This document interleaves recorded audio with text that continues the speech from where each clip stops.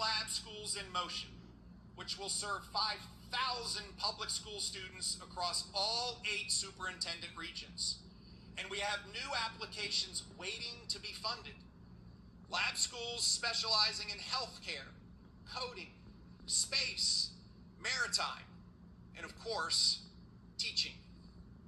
With us today is Riley Edwards, a student at the Future Educators Academy Lab School, a partnership between Culpeper, Orange, Madison, and Rappahannock counties, Germanna Community College, and the University of Mary Washington.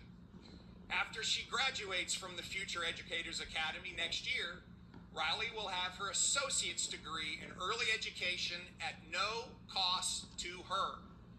She wants to become an elementary school teacher and then guidance counselor back home in Culpeper. Riley, we look forward to you teaching and inspiring our next generation.